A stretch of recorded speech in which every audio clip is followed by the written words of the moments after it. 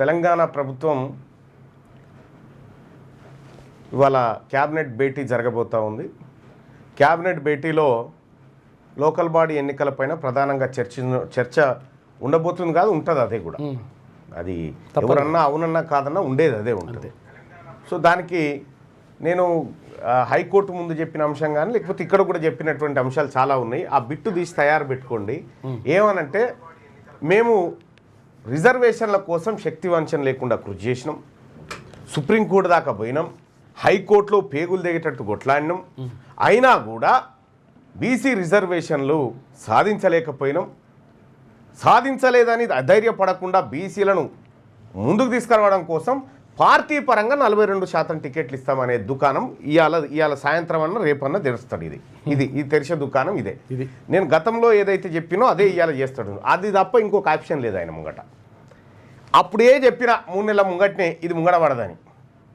ఇవాళ end result కూడా గదే ఉంది.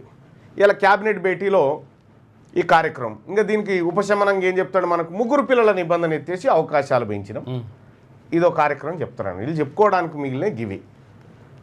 సో క్యాబినెట్ భేటీ ఏం చేయబోతా ఉంది, న్యాయ నిపుణుల కమిటీ వేసారు కదా 42% రిజర్వేషన్ మీద.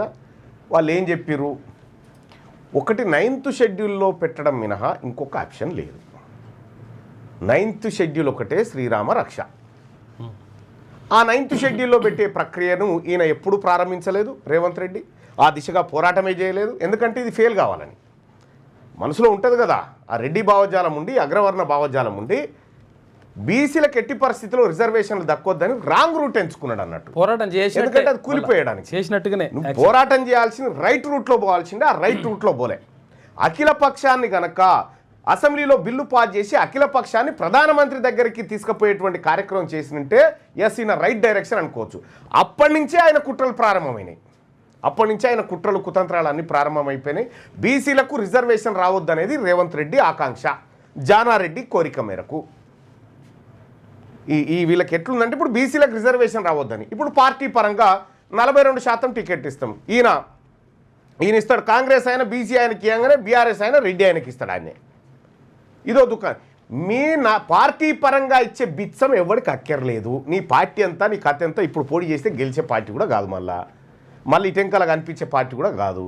కాబట్టి నేనేమంటున్నానంటే నీవు రిజర్వేషన్ల విషయంలో 42% రిజర్వేషన్ విద్యా ఉద్యోగాలు లోకల్ బాడీ ఎన్నికల్లో బీసీలకు కల్పించడం కోసం ఏదైతే 9th షెడ్యూల్ రూట్ ఉందో ఆ రూట్లో పో. ఆ రూట్లో పోకుండా నువ్వు ఎన్ని డ్రామాలు చేసినా, ఎన్ని క్యాబినెట్ భేటీలు పెట్టి, ఎంత కాకమ్మ కబుర్లు చెప్పినా ఉట్టిదే. ఇక ఇవాళ క్యాబినెట్ సమావేశం అయితే ప్రెస్కు బ్రీఫ్ చేస్తాడు కదా. ఇక రెడ్డి చేయడు. ఇప్పుడు బీసీ ఆయనతో చేయిస్తారు చూడు, బీసీ మంత్రితో చేయిస్తాడు. ఇప్పుడు చేయించి బీసీల నోట్లో బీసీల మంత్రితోని మట్టి కొట్టించే కార్యక్రమం ఇవాళ చేస్తారు. ఏళ్ళ నుంచి ఇవే కుట్రలు, ఇవే కుతంత్రాలు. పొన్నం ప్రభాకర్ను కూర్చుండబెడతారు. ఇవాళ కూర్చుండబెట్టి ఈ దుకాణం చేస్తాడేమో. ఇక రెడ్డి మంత్రి వచ్చి ఈ ప్రకటన చేయడం, ఎందుకంటే బీసీలలో ఆగ్రహం వస్తే అది రెడ్ల మీద పడవద్దు కదా, బీసీల మీద పడాలనేది వాళ్ళ ఉద్దేశం అన్నట్టు. సరే చూస్తాం ఈ తమాషా అంతా. ఇలా క్యాబినెట్ సమావేశం తర్వాత నీ లోకల్ బాడీ ఎన్నికలేంది, నీ కథ ఏంది, నీ లెక్కేంది, ఓన్లీ లోకల్ బాడీ అయినా మరి మిగతా విద్యా ఉద్యోగాల సంగతి ఏందనేది కూడా తేలాల్సినటువంటి అవసరం ఉంది. తెలంగాణ మళ్ళొక్కసారి బగ్గున మండి అందులో ఆ మంటల్లో మీ ప్రభుత్వం కాలిపోడు గ్యారంటీ, ఇది తప్పదు. ఇది ఇవాళ క్యాబినెట్కి సంబంధించి.